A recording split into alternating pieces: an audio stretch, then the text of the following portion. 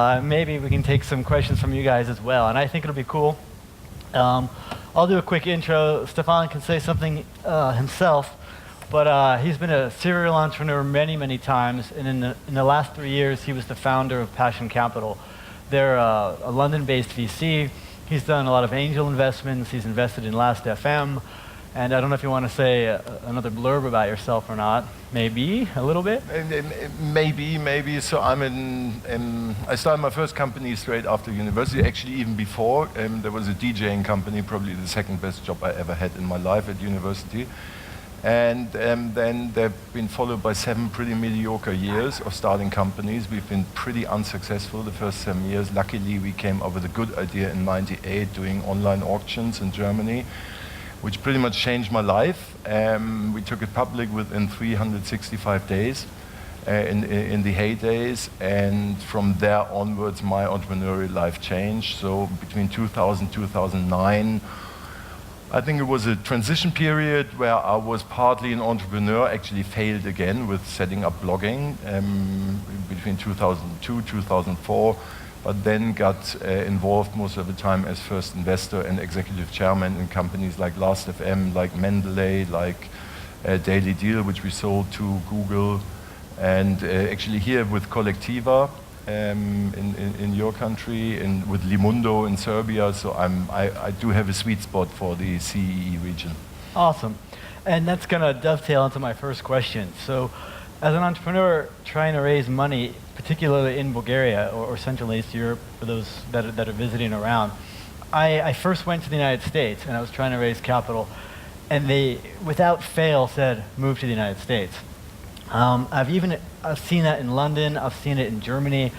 They seem to hate Bulgaria, even the European ones. So do we have to move? How do we have to move? Will you invest? Do you see it changing? I mean, what's going on? Like, you're based in London. Are you going to make us move there, the founders, or what goes on there? So first of all, I think the Americans are fantastic in just telling each and everybody it can only happen in the US, which is frankly total bullshit. Yeah, it is total bullshit. And I'm hearing this since 15 years or so. It's a nightmare for me. They did actually the same with the movie industry. Yeah, keep in mind, the movies got invented in Europe. And after World War II, they somehow, with all their marketing and sales skills, convinced us that great movies can only come out of Hollywood. And the same is happening with the Silicon Valley. Luckily, we are seeing something else happening in Europe. We see 2 segments, 2 verticals, where actually Europe produces the global market leaders, and that's music with Spotify, SoundCloud, Shazam, other players, and it's gaming with Supercell and King, and the other players. So for the first time in digital history, we show that Europe is able to produce global leaders, which is a big plus. So don't even bother thinking going to the US, because I think the relative chances of you being successful are way higher here in Europe. And actually seeing here, I mean, it's amazing. This happens all over Europe. It does not only happen in Berlin and London, it happens all over in Europe. In every city you see a proper digital ecosystem emerging. So I actually encourage you to stay in Europe, maybe here in Sofia or maybe in other places in Europe, but please stay in Europe. Second question, fundraising in general is a pain in the ass. Yes, it is. It's a super time waster. I've been 15 years of my life entrepreneur. It is an absolute super nightmare. It is a big distraction. And the only piece of advice I can give is if an investor isn't jumping on you, isn't following up within the first 5, 6, 7 days, the likelihood that anything is going to happen is close to 0. Well, I have a question for you on that matter. So what I've seen, and it might sound like sour grapes, but I've had some experience in rejection this way, is if they don't know you, it's really difficult. Like, it's almost like an old boy network of VC. So like, no kidding, I've pitched an idea to a VC, and we lost. You know, they were like, no, go away. And we've had somebody pitch the exact same idea, but they were mates, and they got funding without a team, without a prototype, and we had all of that. And oh, here's $4 million. Put together the team and the prototype. I see that time and again.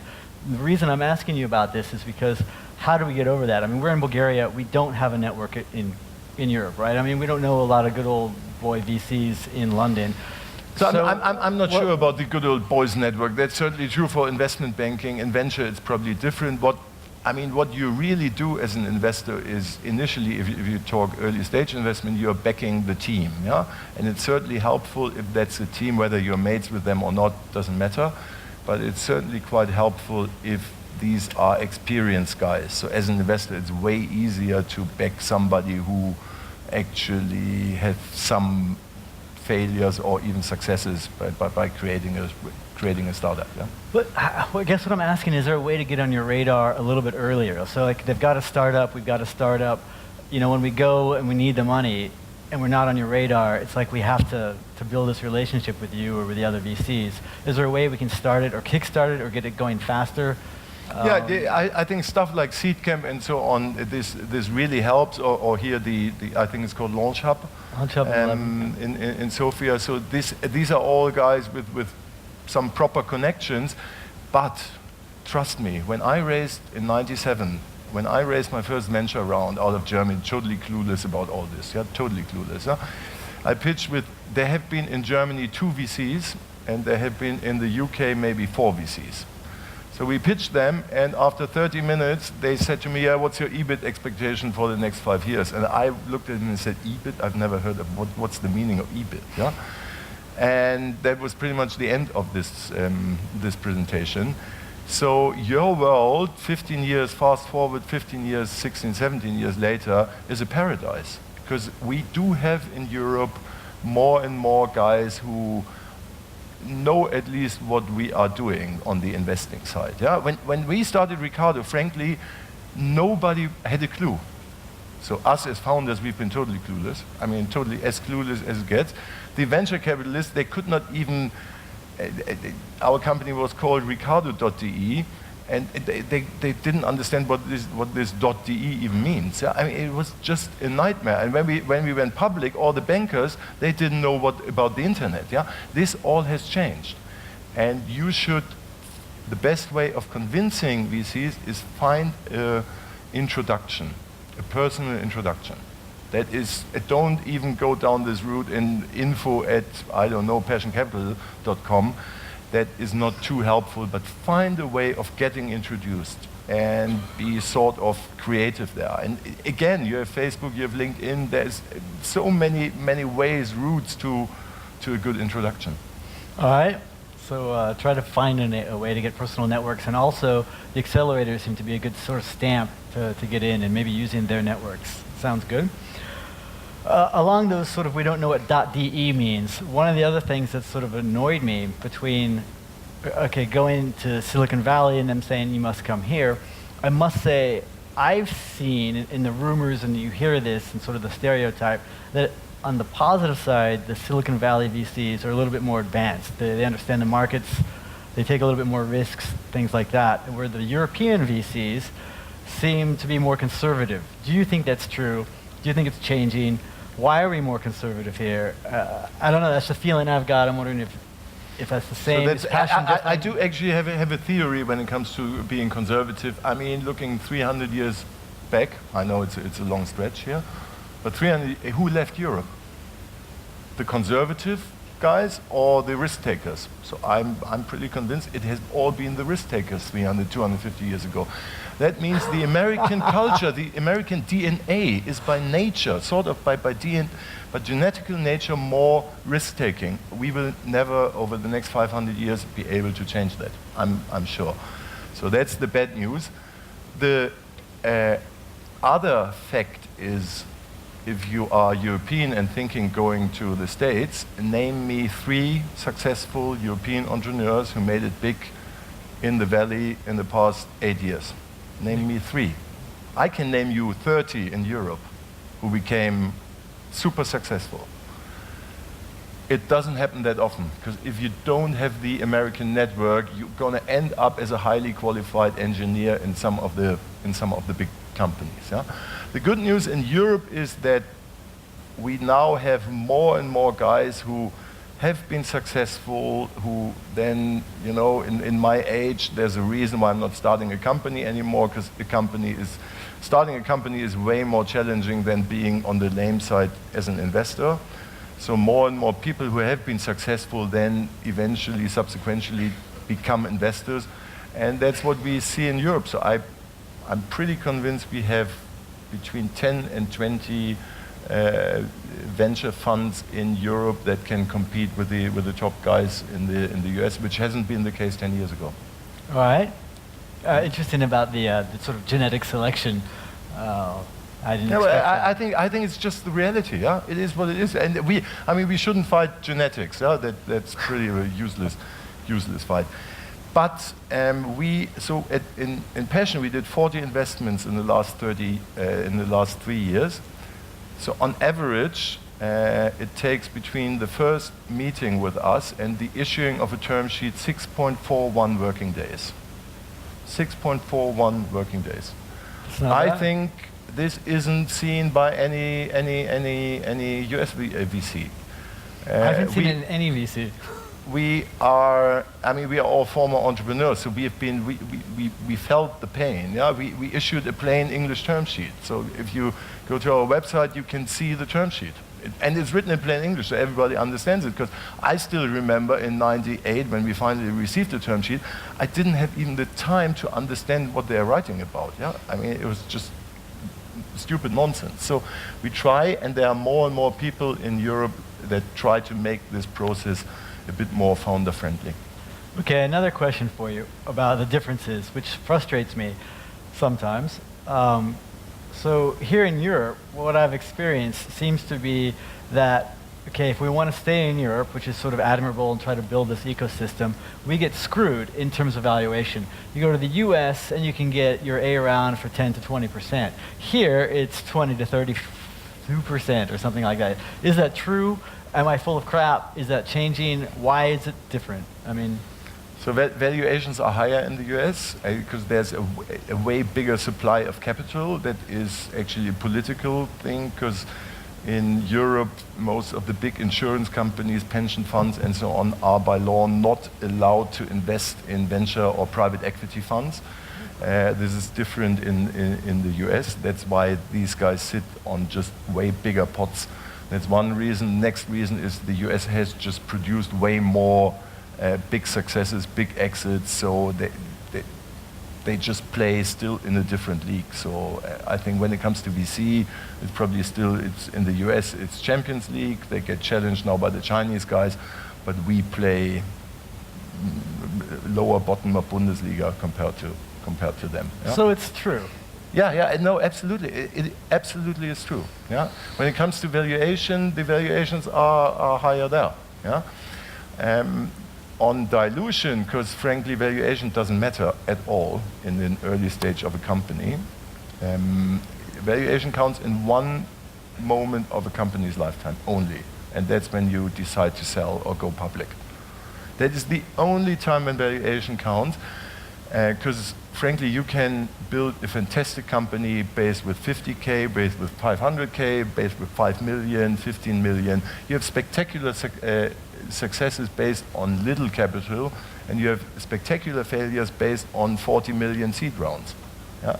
Capital is not the only relevant play and factor in this game. And my last remark is, you should calculate every round of financing until Series C or D, so very late in the game, should cost you between 20 and 25%.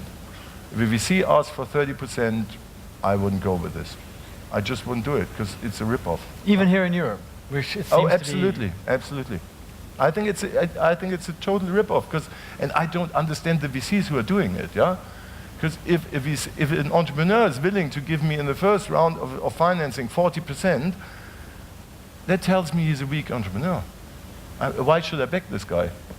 If someone is willing to give away for whatever amount 40% of the company, that means he or she that won't go anywhere. Yeah? Interesting perspective for you guys. Okay, another question for you that I get a lot, which is the European market versus the US market. So when I'm running around, I mean, frankly, we're in Bulgaria. We don't have a lot of money to hire sales and marketing people. You know, we can't easily open an office in the USA and watch the salespeople there and if they're doing good. And what happens is I go to the European VCs and say, hey, I want to target the European market. And somehow the European market is shit. And they're like, no, no, no, you've got to go to the US market. Can we somehow convince them that the European market is a viable market to start in, especially with early stage, prove it and then expand? Or why are they stuck on, yeah, okay, you know, the US market is big, but why is our neighbor, you know, our next door is so sort of crappy? First of all, whatever VC tells you, and I'm a VC, don't bother too much. Yeah? No, you are the entrepreneurs. You create the value. It is not the investors. Investors are pretty, including myself, are pretty clueless because we are in a portfolio approach. Yeah? I look after 40 companies, so I don't know all the details that you as the founders or the first 5, 10 people know about the business. And you have to create the business. We can facilitate, we can help, we can provide capital, some advice, some gray hair schmarrn can add to this. But fundamentally, you need to build the company.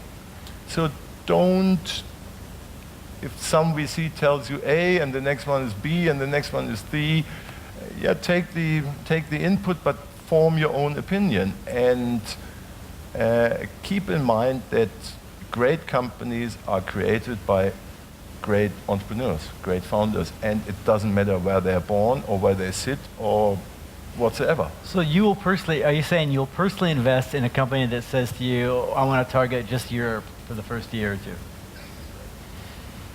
I personally invest in a company that tells me I'm seeing this problem and this is my solution to it.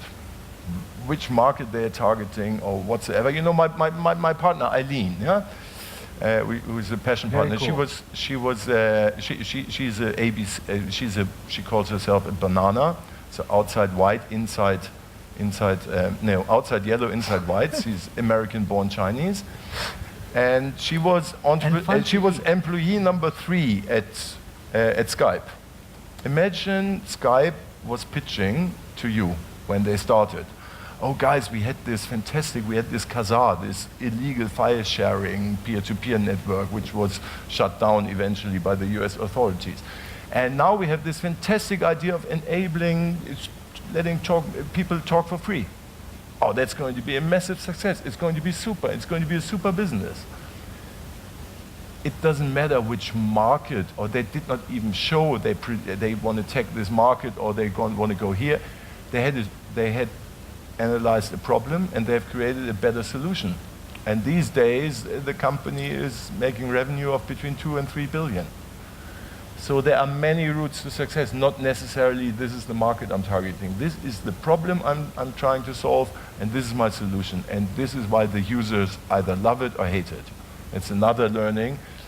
Out of your first 50, 100, 500 people using the system or whatever you're trying to solve, if you're able to create either love or hate, it's fantastic. If the feedback is somehow mediocre, then you should really think around whether you're really attacking a problem.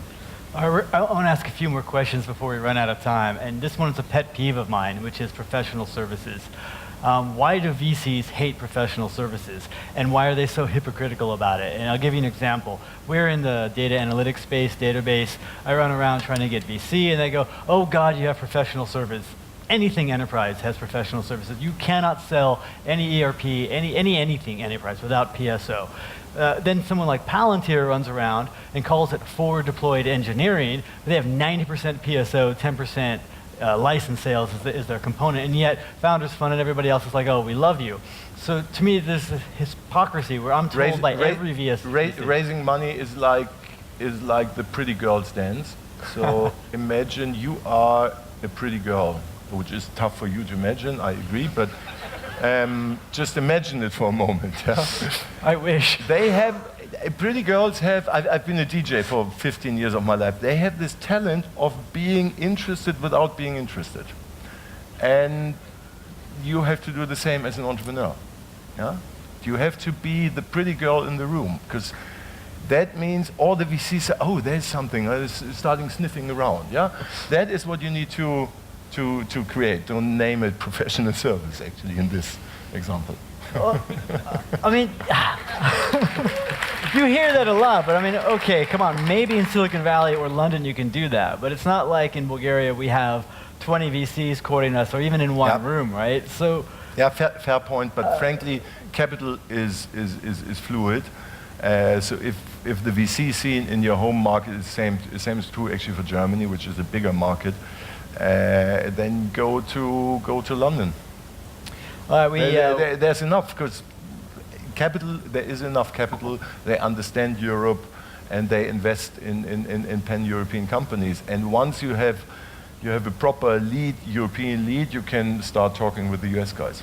We're going to only ask you one more question because we're out of time, and then maybe we can have one or two so you guys can ask a few, which is, all right, here we are in Bulgaria. You guys normally fund, a prototype, a good team of 3 or 4 guys, and have a beta out there. So my question is, what do you think is most successful for Central and Eastern European companies? Like, enterprise is bloody hard, we know, but can we do it? Bootstrapping till we get to that point? Should we focus on mobile? Should we focus on a social app? Like, is there a space that you think it's easier for us to get to that 3 guys in a beta that works with maybe a customer than a different space? Or not? No. It is really finding a problem and find a better solution.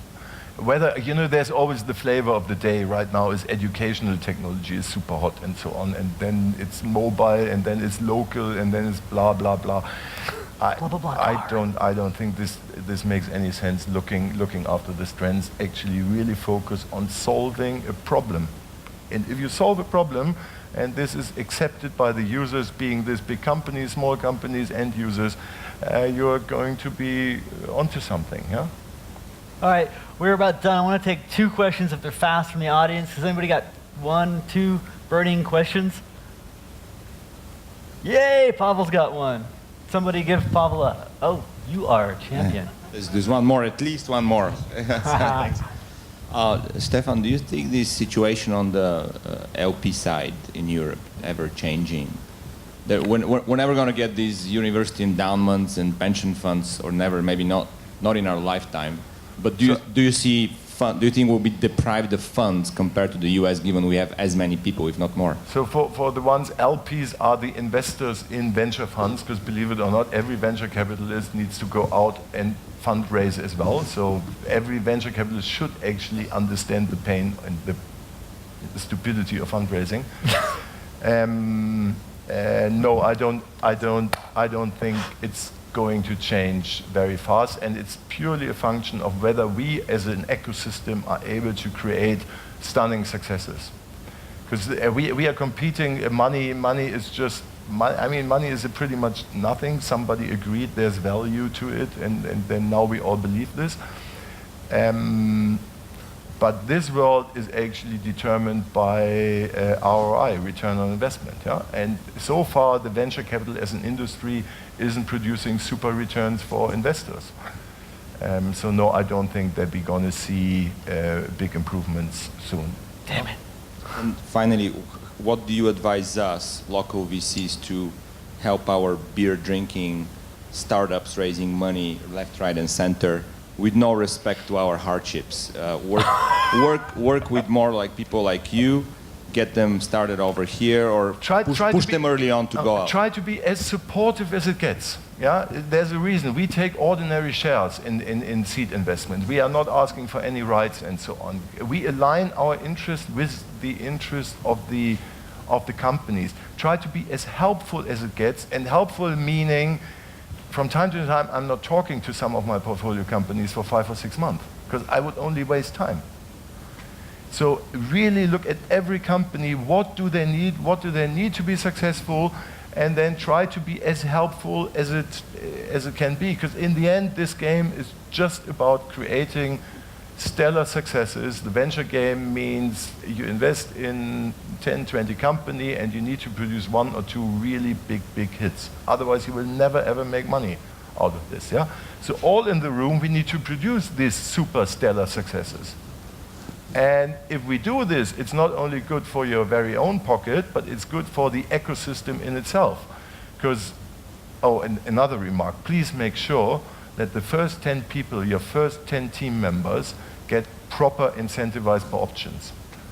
And if you have 200 people, make sure that the first 100 get a proper incentive, because that way, and as well from an investor's point of view, you make sure, in case you have the successes, that more and more developers and early guys made some money, made proper money, which they then invest back in 10K, 20K tranches into the ecosystem. And that is how you grow an ecosystem. So that is probably the biggest advice you can give to your startup companies. Make sure, I know in Europe it is not that common with all these option programs and so on, but that is super mission critical for the longer term. All right, and with that, we're going to get attacked by the next panel, so I think we better end it here, but I really appreciate it. That was a great frank talk. Thank you. Thanks. Zdravo.